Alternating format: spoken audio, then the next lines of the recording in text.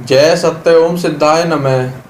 श्री सद्गुरु बोध पुस्तक के अप्रकाशित लेख में आज का विषय है ऊर्ध्वरेता ब्रह्मचर्य विज्ञान में मिथकवादी वज्रोली अमरोली आदि हठयोग मुद्राओं का यथार्थ सच की प्राप्ति।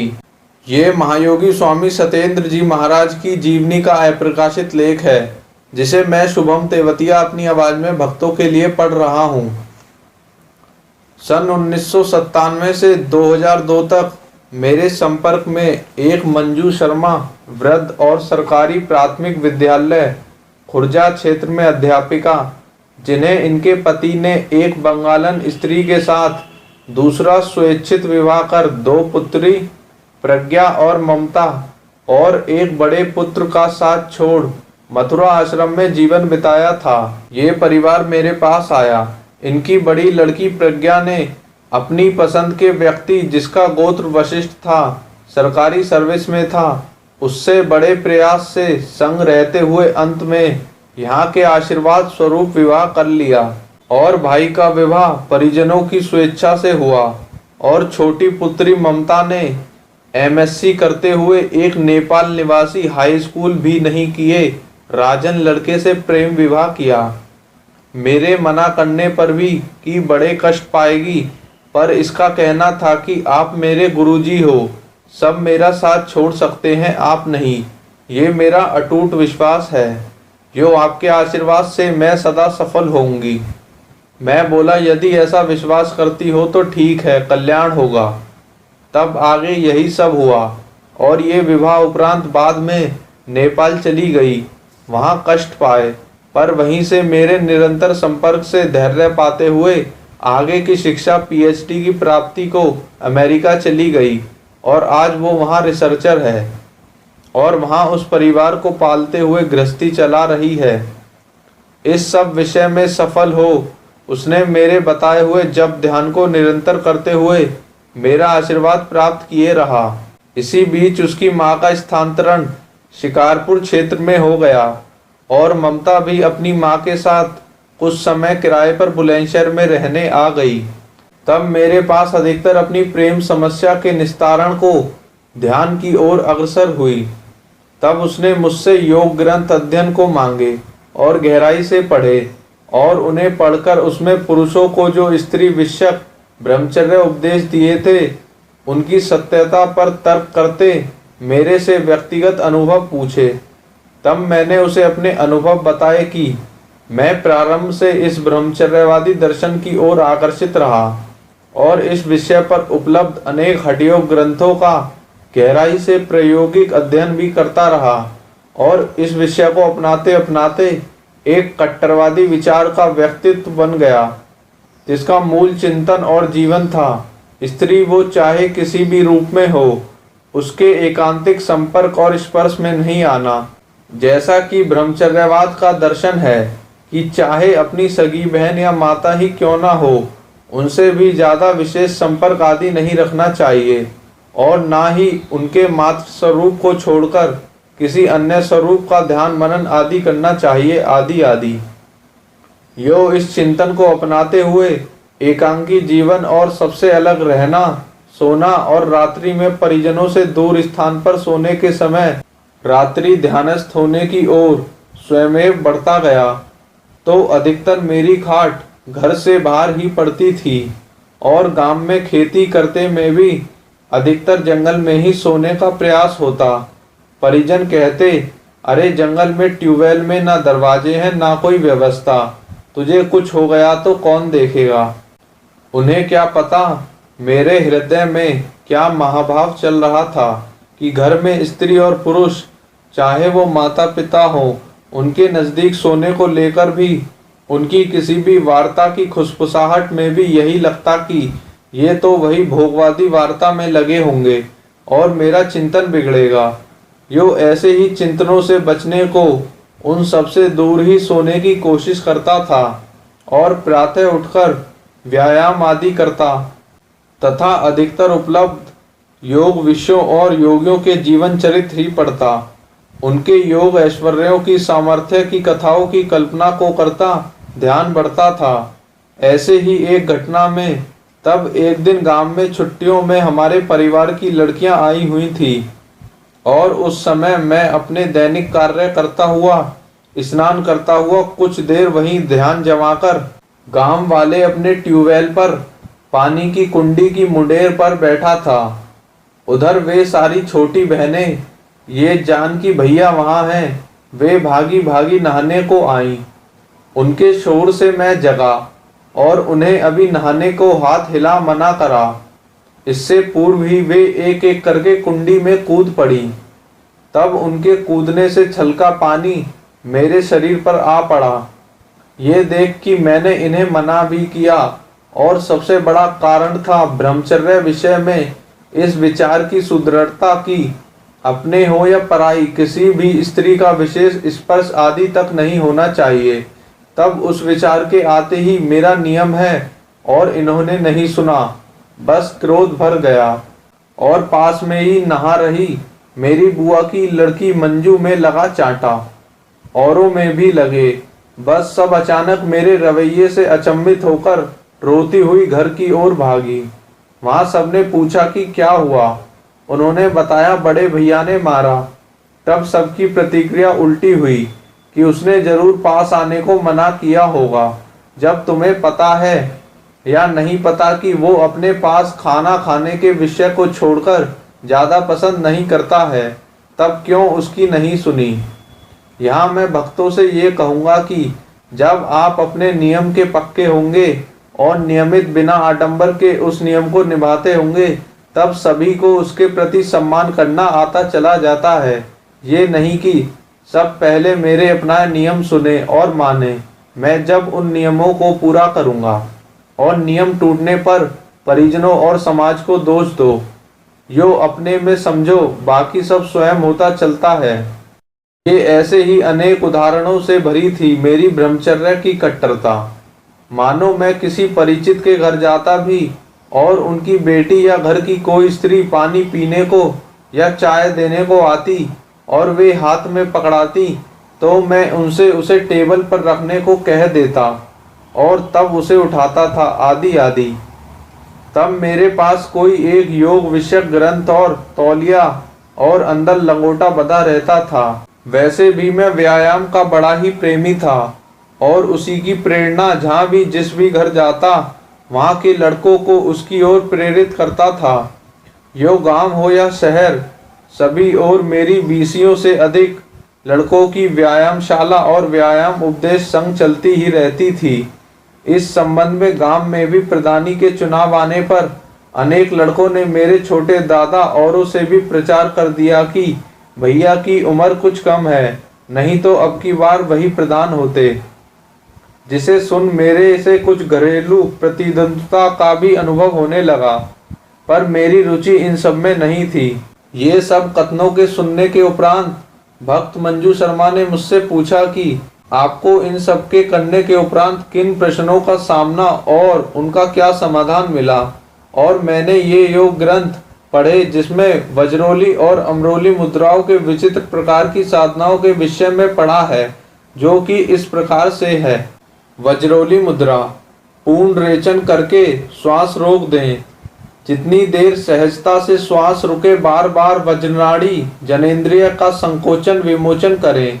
ध्यान स्वादिष्ठान चक्र, मूलाधार से 4 अंगुल ऊपर रीढ़ में जनेंद्रिय के ठीक पीछे पर केंद्रित रहे।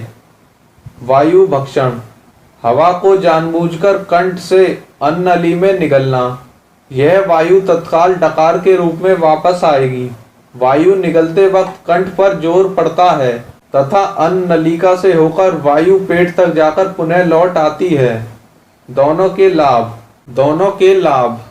वज्रोली क्रिया प्रजनन संस्थान को सबल बनाती है और यौन रोग में भी यह लाभदायक है।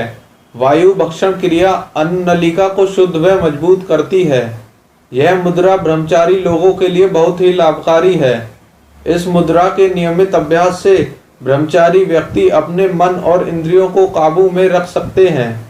इस मुद्रा को करने से अंडकोश में आया हुआ वीर्य भी ऊपर को चढ़ाया जा सकता है। विशेष, इस मुद्रा के द्वारा पहले एक चांदी की 9 से 12 इंची खोखली नलिका को अपनी जनेंद्रिय में डालकर उसे प्रथम पानी को ऊपर खींचा और छोड़ा जाता है और बाद में दूध का अभ्यास किया जाता है। तब बाद में अभ्यास की परिपूर्णता होने पर इस नलिका को हटा देते हैं। फिर अभ्यास के बल से ही ऐसा किया जाता है और अंत में स्त्री के साथ संभोग में उसका स्खलित रज को अपने में खींचकर उसे भी अपनी आत्मशक्ति से पदार्थ से उष्मित करते हुए ऊर्जा बनाकर अपनी वीर्य ऊर्जा के साथ संयुक्त करते हुए महा ऊर्जा को सहस्त्रार में चढ़ाकर अमृतत्व की प्राप्ति की जाती है। ये एक बहुत ही ऊंची क्रिया है। अमरोली मुद्रा। योग की गौरक्षपत्ति में कपालिकी क्रिया को अमरोली मुद्रा कहा जाता है। कपालिकों में खंडमत के मार्ग पर चलने वाले तो इसे विशेष इष्ट मानते हैं। खंडमत में प्रथम धारा पित्त की उल्वण तथा तीसरी और अंतिम अम्बुधारा को छोड़ शीतल मंदधारा के सेवन को ही अमरोली कहा गया है। अमर वारुणी का नित्यपान करना, उसे ही सूंघना तथा अमरोली का ही नित्य अभ्यास करना, कपालिकी अमरोली के 3 लक्षण बताए गए हैं। योगियों में मान्यता है कि इस मुद्रा के अभ्यास से जो अमर वारुणी झरती है उसे विभूति में मिलाकर गले के ऊपर के भाग में धारण करने से दिव्य दृष्टि मिलती है। तब मैंने उस भक्त को बताया कि मेरे हृदय में इस सब कठोर व्रतों से निम्न प्रश्नों का उदय हुआ कि अखंड ब्रह्मचर्य का अर्थ क्या है? क्या पुरुष वीर्य का एक बार भी खंडित नहीं होना? ये कैसे पता चलेगा कि उस साधक को नहीं हुआ? वो कैसे जानता है कि उसका वीर्य क्या है? और स्त्री तो कभी अनुभव ही नहीं कर सकती, क्योंकि वो तो बहुत आयु तक महावारी के प्राकृतिक चक्र से ही मुक्त नहीं हो पाती। तब उसमें तो मूलाधार चक्र की सक्रियता सदा जागृत रहने से उसका ध्यान इस चक्र से ऊपर उठ ही नहीं पाएगा। तब वो कैसे अखंड ब्रह्मचर्य का अनुभव करेगी? और क्योंकि ये प्रकृति और संसार काम से ही बना हुआ है, तब इस प्रकृति के संसार की आकर्षण शक्ति से कैसे मुक्त होकर अखंड ब्रह्मचर्य धारण किया जा सकता है? और जितने भी योगी महापुरुष हुए हैं, उन्होंने अपने साधक जीवन में इस विपरीत आकर्षण शक्ति का भयंकर अनुभव किया है। वे यदि प्रारंभ से ही अखंडता की परिभाषा जानते थे तो उन्हें इस विकर्षण से कैसे संघर्ष करने की आवश्यकता पड़ी, अर्थात पड़नी ही नहीं चाहिए थी। सभी ने तरह तरह की ब्रह्मचर्य साधने की साधना की है। किसी ने वाम मार्ग की सहायता ली तो किसी ने प्रवृत्ति से निवृत्ति का योग सिद्धांत अपनाया। यो अपने से विपरीत शक्ति को भोगा और तब आगामी ब्रह्मचर्य साधना में स्थापित होने की घनघोर साधना की।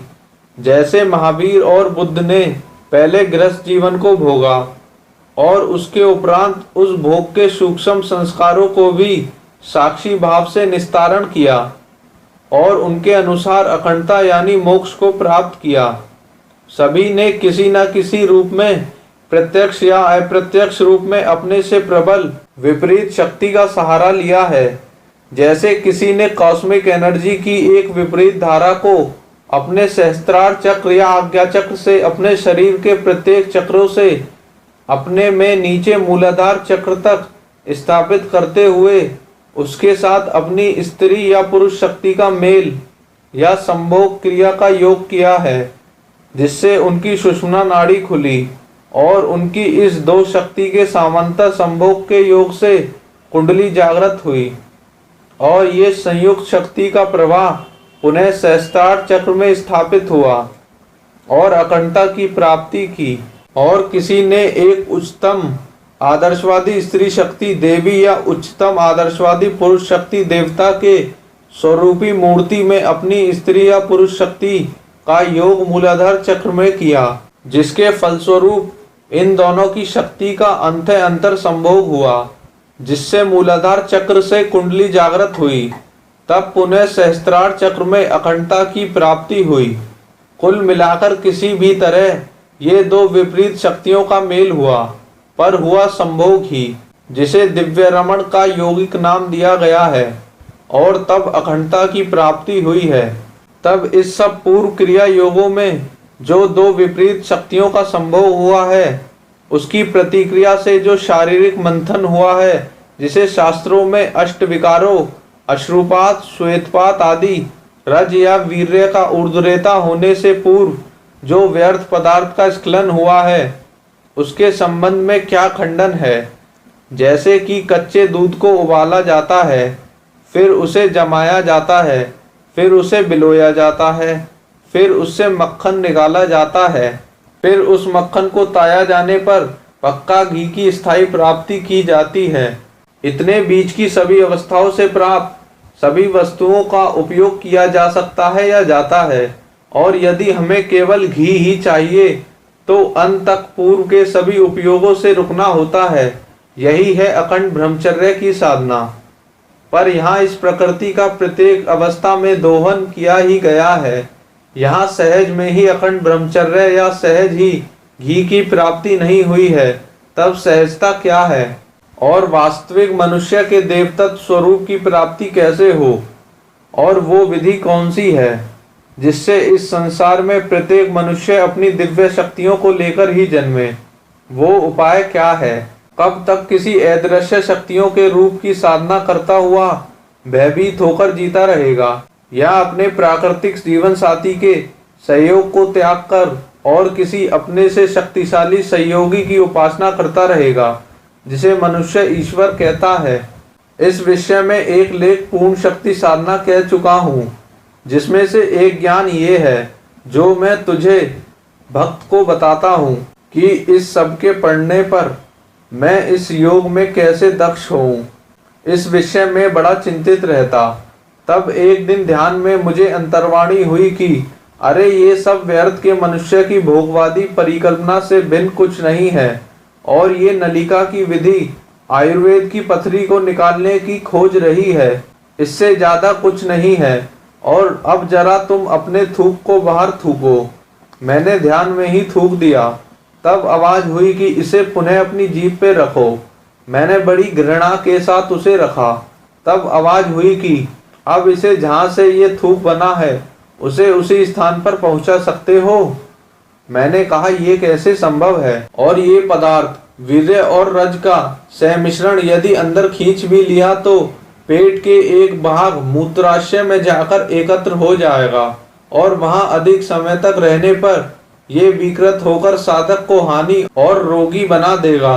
साथ ही अब यहाँ से ऊपर ये कैसे और किस विधि से तरल रूप में ही अपने मूल स्थान या वाष्पीकृत कर या ऊर्जा बनकर कैसे सहस्त्रार चक्र में पहुंचाया जाएगा? इस मूत्राशय से ये ऊर्ध्वीकरण की प्रक्रिया नहीं होती है। तब प्रति प्रश्न हुआ कि ठीक ऐसे ही ये गल्प कथा है और चिंतन है कि जो वस्तु जहाँ से निर्मित हुई है उसे उसकी मूल अवस्था में पहुँचाने का ये परिकल्पित सिद्धांत है। जो ऐसा नहीं होता है, बस ध्यान टूट गया और उत्तर मिल गया कि ये सब मिथक और भ्रमित दर्शन है। इसी के बीच ही अनेक ध्यान समाधियों में मुझे आध्यात्मिक दर्शनों से इस विषय में ज्ञान मिला कि रसिक बनो और देह से परे जाना सीखो। ये सब देह की और प्राणों की साधना है। मन के ऊपर जाकर ध्यान करो, तब उत्तर मिलेगा कि अखंडता में खंडता और खंडता में अखंडता कैसे है, और ब्रह्मचर्य का व्यापक सत्य उत्तर क्या है। तब इसी चिंतन ने पूर्व चारों कालों के उपरांत हुई आत्म साधना की अपूर्णता की संपूर्णता की खोज और परिणाम हुआ सत्यास्मी धर्म ग्रंथ का अवतरण। यो विशेष ज्ञान के लिए सत्यास्मी ग्रंथ का अध्ययन करें और हमारी सत्यास्मी मिशन वेबसाइट पर भी पढ़ सकते हैं। यो भक्तों इन्हीं प्रश्नों और उत्तरों पर चिंतन करें। शीघ्रता में उद्दीनता में उत्तर नहीं दें, और प्रश्नों का उत्तर आगे कहूँगा। जय सत्य ओम सिद्धाय नमः।